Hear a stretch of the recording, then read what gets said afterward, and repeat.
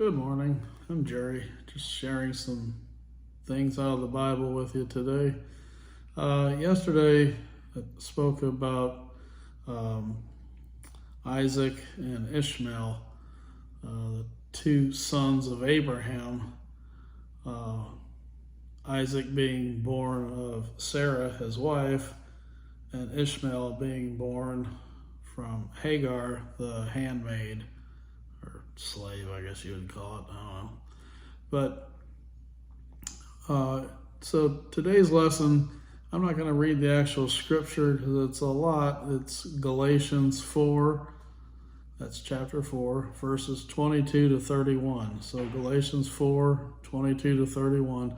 Your homework today is to go Google it if you don't have a Bible and read it for yourself.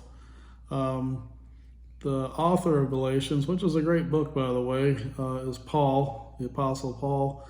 And he uses Isaac and Ishmael as symbols.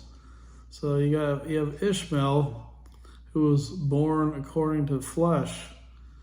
You got to realize Abraham was 100 years old, and Sarah was in her 90s when she finally gave birth to Isaac.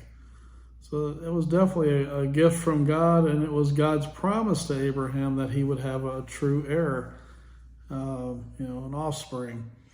And so anyways, Ishmael, he was born of the flesh, human effort, if you would, and Isaac was born through the promise, God's supernatural power.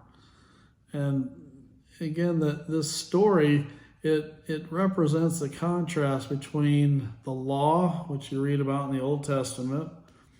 That's where they were sacrificing animals, paying the price for sin, but it was just an atonement versus grace. So it's a contrast between the law and grace.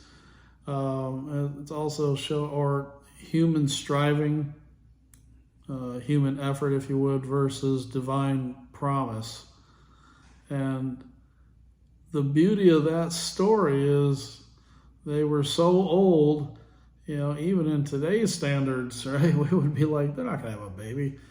But they did. It was a promise from God.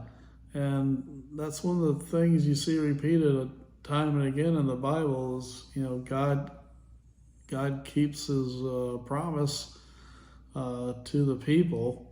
And it's just a beautiful story. But I like the way Paul used these two brothers, if you would, sons of Abraham, as symbols for that. Anyways, go read Galatians 4, 22 through 31. I think you'll be blessed. Love you. Have a great day.